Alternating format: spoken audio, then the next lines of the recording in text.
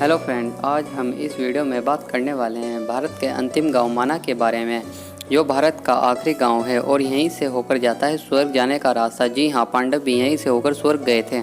क्या है यहाँ की विशेषता, कौन सी है यहाँ पर घूमने की जगह, यहाँ कब और कैसे जाया जाए, इन सभी सवालों के जवाब आज हम इस वीडियो में आपको देने वाले हैं।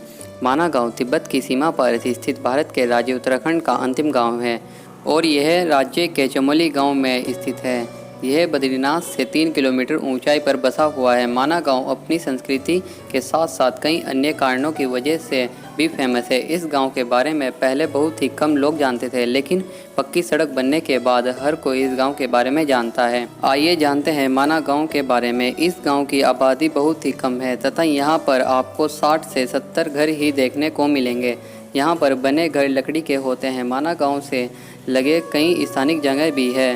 वैसे इस गाँव का नाता महाभारत काल से ही जुड़ा हुआ है और कहते हैं पांडव इसी गांव से होकर स्वर्ग के लिए गए थे और जो इस गांव का पौराणिक नाम है वह मणिभद्र है। यह स्थान सरस्वती नदी के किनारे बसा हुआ है। यह एक खूबसूरत गांव है और अगर टूरिस्ट की बात की जाए तो यह स्थान टूरिस्ट के लिए बहुत ही खूबसूरत स्थान है। गांव से कुछ ऊपर चढ़ाई पर चढ़े तो पहले नज़र आता है गणेश गुफा और फिर उसके बाद गयान गुफा। यहाँ पर सरस्वती नदी पर एक भीम पुल भी बना हुआ है और ये वह संस्कृति नदी है जो केवल यहीं से दिखाई देती है।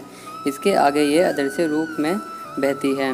कहा जाता है यहाँ पर इसी गुफा में श्री वेदव्यास जी ने वेद पुराण और महाभारत की रचना की थी तथा यहीं पास में एक गणेश गुफा भी है। उसमें बैठकर गणेश भगवान ने यह सारे वेद पुराण और महाभारत लिखी थी। गणेश गुफा के बारे में बात करें तो कहा जाता है कि गणेश जी लिख रहे थे तो सरस्वती नदी अपने पूरे वह से बह रही थी और बहुत शोर कर रही थी।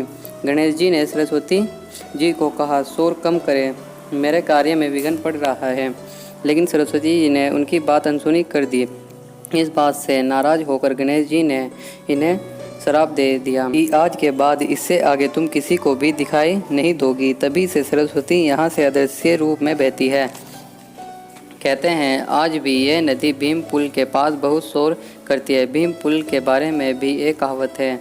ऐसा कहा जाता है जब पांडव स्वर्ग जा रहे थे तब उन्होंने सरस्वती नदी से आगे जाने का रास्ता मांगा, लेकिन सरस्वती ने उनकी बात नहीं मानी और मार्ग नहीं दिया। तो भीम ने 2 बड़े पत्थरों को उठाकर उसके बीच में रख दिया और इस तरह से इस एक पुल का निर्माण हुआ और कहते हैं कि इसी पुल से होकर पांडव स्वर्ग के लिए गए थे।